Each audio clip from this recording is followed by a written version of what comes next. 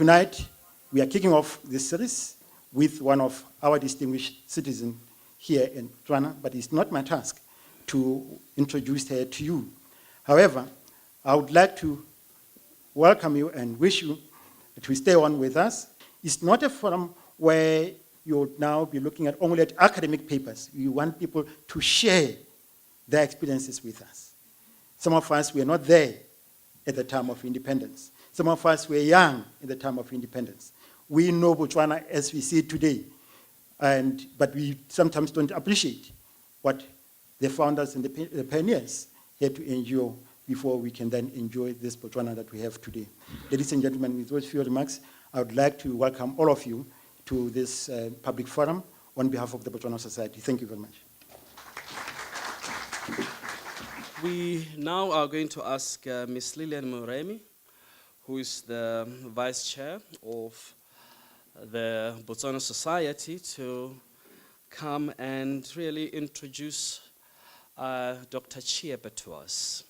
Ladies and gentlemen, good evening. She was born in Sorowe in 1925, a daughter of an LMS teacher. Pursued her secondary education at Tiger Kloof in South Africa. Completed a Bachelor of Science degree and postgraduate diploma in education at Fort Hare, and later on attained a Master's of Arts in England, making her the first Botswana woman to earn a college and postgraduate degree. She holds a number of honorary doctorate degrees from various institutions, including Fort Hare and the University of Chicago. She has received several awards, such as the Commander of Royal Order of Polar Star by the King of Sweden, and Botswana's President's Order of Honor. A former Member of Parliament for Sorowe South, a former cabinet minister, she represented Botswana abroad in so many countries. England, we had earlier on, Germany, Nigeria, and many others. She was very instrumental in the formulation of the Botswana education system. Ladies and gentlemen, tonight we are celebrating a legend. Her passion in the development of the country remains alive as she works with and mentors young people and assists many non-governmental organizations. To us young women, she has been our adopted mother, our own hero, our own mentor, and a reference point on a lot of the issues that affect us on a daily basis. As we are reflecting on our achievements over the past 5 years, the Botswana Society could not have chosen a better icon to celebrate tonight. Ladies and gentlemen, as we proudly celebrate a legend tonight, please help me in welcoming to the podium our very own star, Dr. Chiepe.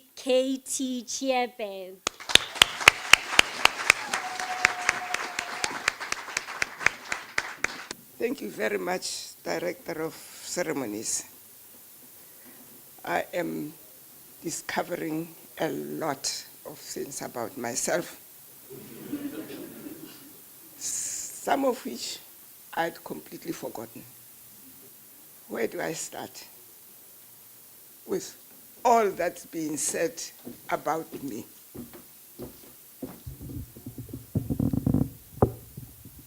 And you seem to be enjoying it all.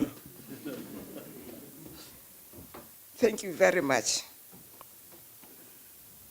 I would like to thank the Botswana Society for inviting me to the evening's forum, the first in a series to celebrate Botswana's 50th independence anniversary. Being first in Botswana Society's meetings, such as today, one must set the trail and ensure the visibility of it can be followed. I do not have the opportunity to copy or learn from previous speakers, since I'm the first one. A woman of many firsts. The guinea pig. Those who follow me will avoid the pitfalls from whatever I said and improve on how to say the things you want to say.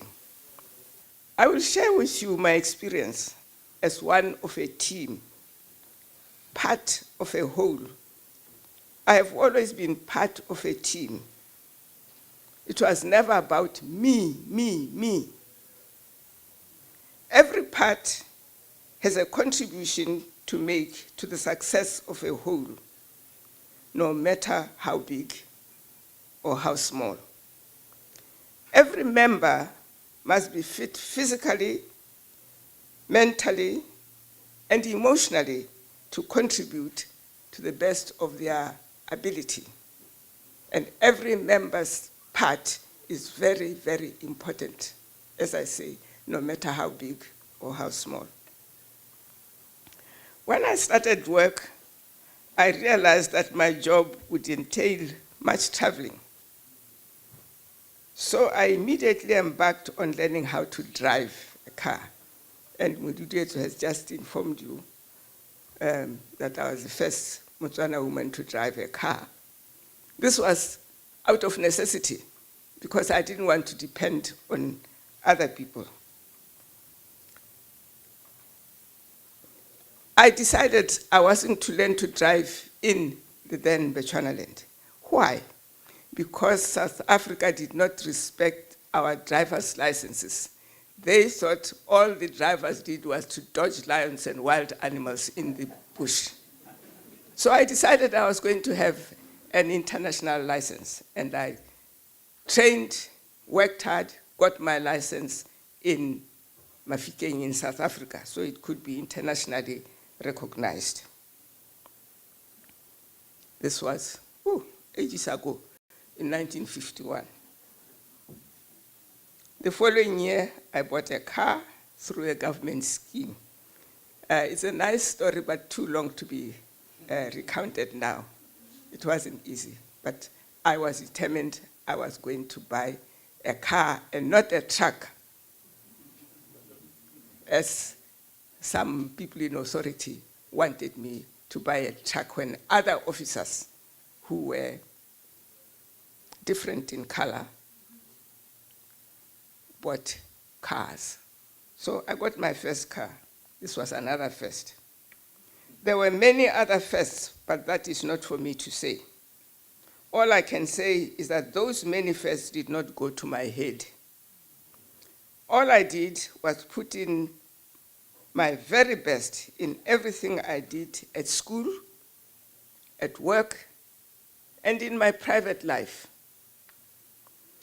In my first teaching post as a young professional, armed with a BSc and a postgraduate diploma, I was prepared and did learn from the trainees who were family men much older than I, who had come to the teacher training college to upgrade their knowledge and skills.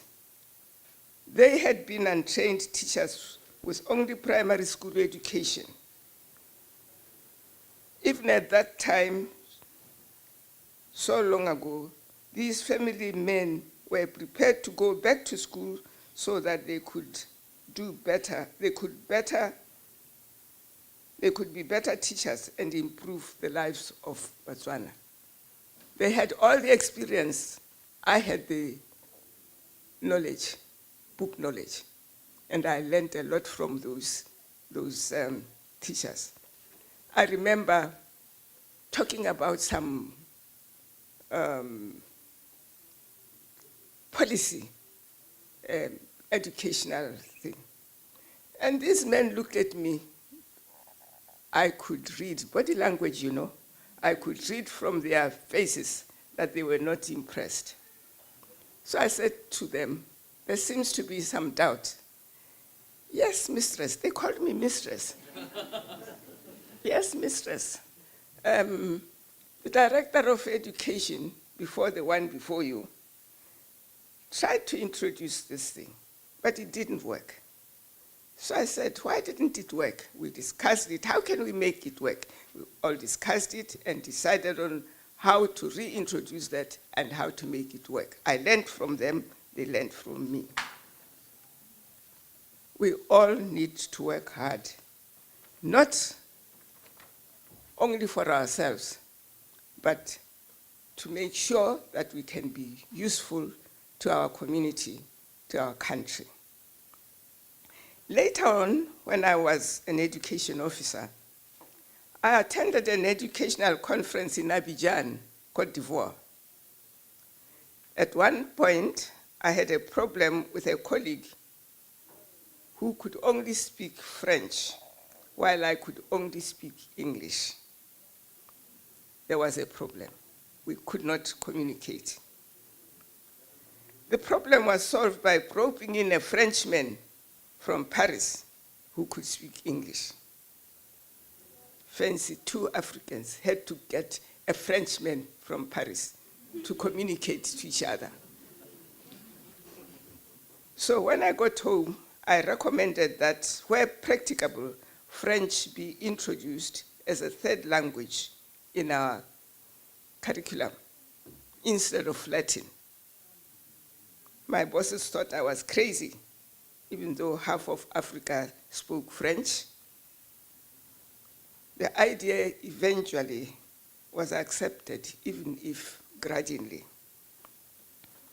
As an education officer responsible for examinations and admission of primary school leavers to the very, very few secondary schools, I ensured that where 2 pupils with equal marks were considered for placement, scarce placement, the pupils from the remote and poor schools taught by unqualified teachers be given preference if they had equal marks, equal everything.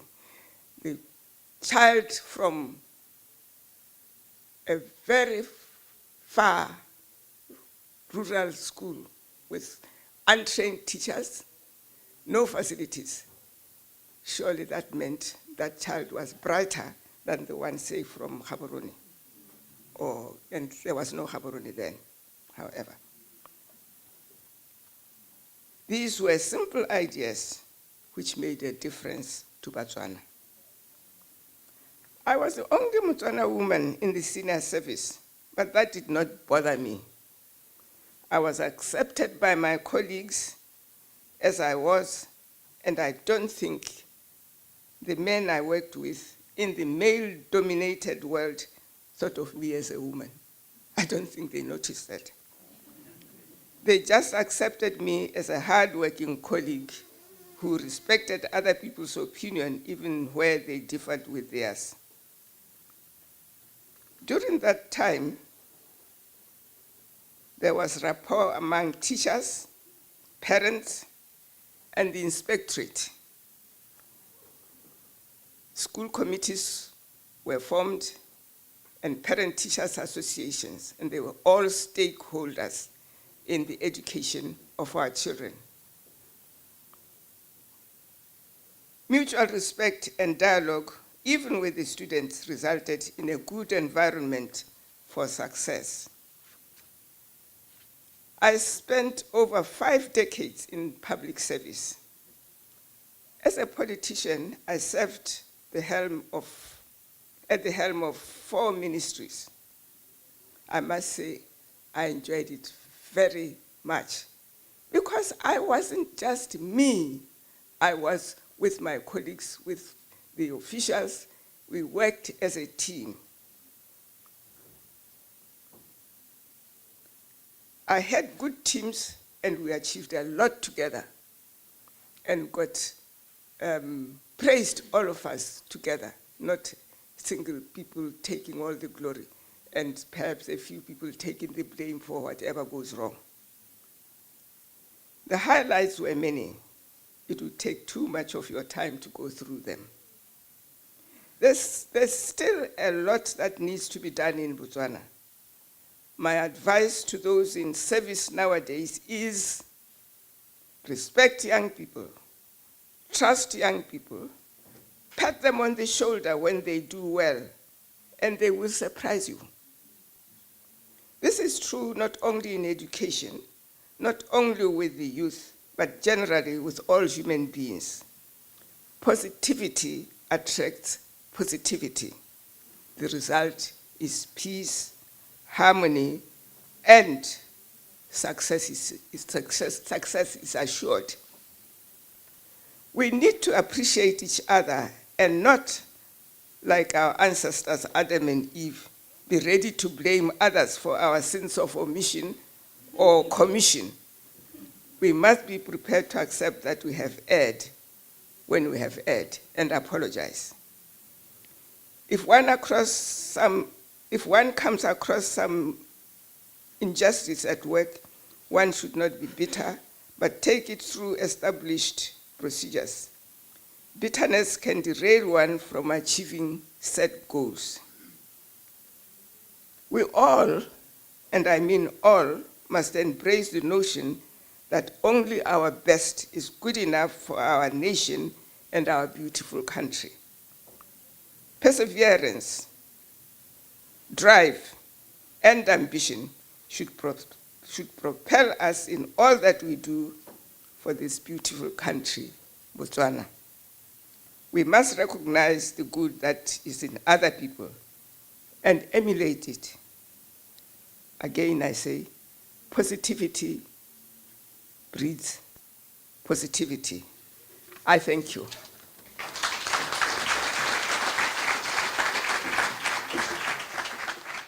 She will take some questions, and she has promised me that where she knows stuff, she will tell. Where she has forgotten, she will tell that she has forgotten. Where she doesn't know, she told me that she will let you know that she doesn't know. If you have a question or a comment, please. My name is William Kemoto Sensebeng, which means don't backbite me. From the University of Botswana in the Department of Educational Foundations. And I do teach some material on history of education and other things. I'm interested in matters of the curriculum. During your times from the 50s, what was emphasized in the school system and why? And please shed some light on the kind of preferences that were made by the boys and girls and what the attitudes of the parents were. First things first, what were our immediate needs? What were our immediate needs? We had very, very few educated people who could do a lot of the jobs that needed doing. In fact, we had to rely on foreigners to come and do those jobs in Botswana. So the curriculum had to make sure that we include subjects that were necessary. And where we couldn't include them, we would send students abroad. And we managed to get lots of scholarships worldwide to cover those subjects. Subjects like accounting. We had, I hope nobody remembers who the person would have been, an auditor general who was quite sure no Botswana could do the job of an auditor general. You had to pass certain things. Eventually, after sending some people abroad, it was discovered that he didn't even have those qualifications he was demanding. But of course, teaching was very important because we didn't even, as I talked about, untrained teachers and our schools were all primary before independence and tribal schools. And we had primary school teachers whose only education was primary education. So we had to ensure that we improve secondary education, we do teacher training and upgrade those teachers. As a former politician, Mma Chiepe, do you see political power changing hands in this country in your lifetime? Oh, it depends on the people of Botswana. I just want to ask, what are some of the issues you found most challenging And one of the things that probably was a challenge was when our combined university was Lesotho, when we were dispossessed of it. What were some of the ways that you used to try and cope with that situation? Thank you. We shared the University of Botswana, Lesotho, and Swaziland, UBLS, which was located in Lesotho. We all paid for, all the necessary finance. And Botswana was the biggest contributor financially. In Swaziland, there was a campus, agriculture, at Luyengo. And there was nothing in Botswana. And I happened to have been then either director of education or deputy director. And I tried to get Botswana to have a presence of this UBLS in Botswana. The powers that be didn't think it was necessary, it was so small, and after all, UBLS is doing a good job. Then one day in Parliament, in one afternoon, the Parliament of Lesotho promulgated a law. The bill was read first time, second time, third time, passed and signed to nationalize the UBLS and turn it into the university, the National University of Lesotho. No compensation. We were shocked. And what could we do? We couldn't lift the buildings up. So we scattered around and got places elsewhere. We didn't want to send our students to in fact, they didn't want our students. So we got places in South Africa, but we didn't want South African Bantu education under the Group Areas Act. So we scouted around and got scholarships to send our students abroad, Australia, Canada, United States, United Kingdom, etc. And at the time I said, you see, if we had a presence like Swaziland had in Botswana, we would have something to begin with. So very hurriedly, we had to do something. We talked to Swaziland and said, look, can you have our students in your campus? Because now they had the campus there. And we agreed that the Luyengo campus would become the University of Botswana and Swaziland. But now we had learned a lesson, once bitten, twice shy. So whilst we're having the University of Botswana and Swaziland, we're planning and getting ready to have our own Botswana University, which would cooperate with the University of Swaziland and eventually separate while complementing each other. That was a challenge. Ra leboga mme for your insightful message. My question is on women in politics, unrelated to what you talked about, but bearing in mind that you were a politician for a very long time, maybe you could assist us. As you are aware, Botswana is one of the countries in Southern Africa with the lowest numbers of women in parliament and in cabinet. Actually, Botswana is the lowest only after the DRC. What do you think Botswana should do to improve in that area? Thank you. Women in parliament. Women complain, they're sidelined, they are not represented, they want special dispensation by having so many seats specially allocated to women. I disagree. Well, maybe as a kickstart, but it shouldn't be permanent and pensionable. Shouldn't be. Why? Why is it?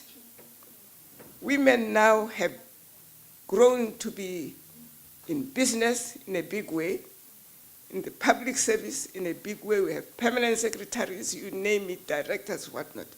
Why don't they come into parliament? Do they still want to come only by being specially nominated? They should stand up and be seen. And they're capable, they're able. Once they get in there, they shouldn't expect to be treated with kid gloves because they are women. They must take the rough and tumble of political life. And they must support each other. I've talked to them quite often, and I've said, you know, Mark Antony at Julius Caesar's funeral said, and now I parody this, the fault, he said, dear something, I say, the fault, dear sisters, is not in our stars that we are underlings. It is in ourselves.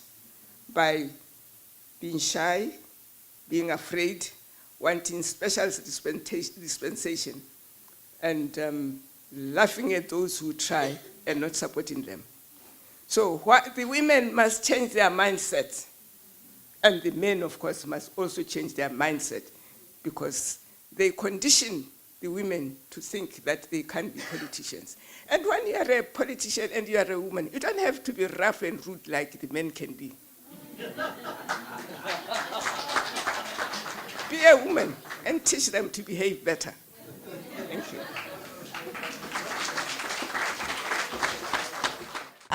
Given the circumstances of education in your time and the circumstances we have right now, do you think our education sector has changed? I mean, given the different circumstances we have from your time, do you think our education sector has changed, and do we see it going further? I mean, given the vision pillars we were talking about, an educated and informed nation, and, well, we're still here.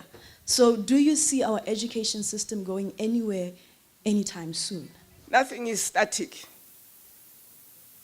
Life moves on. Global change, you name it, the environment changes. Everything must change, but change must be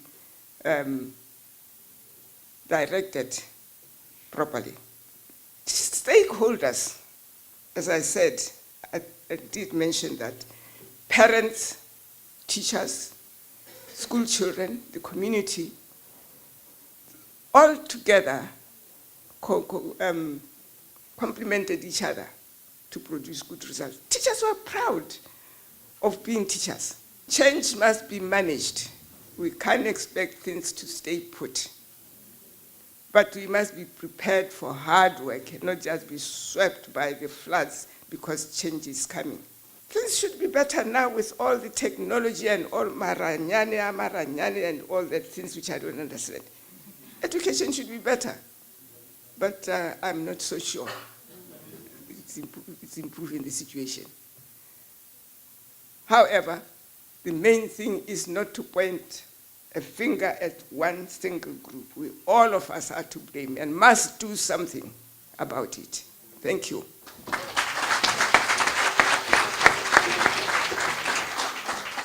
A female friend of mine said, Dr. Chiepe is the only woman in this country after whom a hairstyle has been named.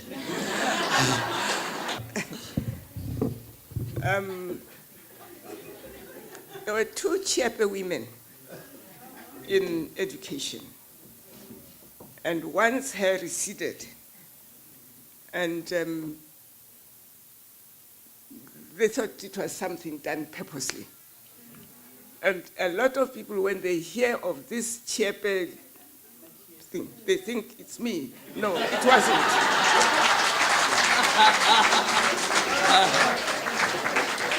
I'm going to ask Ms. Bono Musi to give us some closing or thank you remarks. Borra le bomma dumelang gape.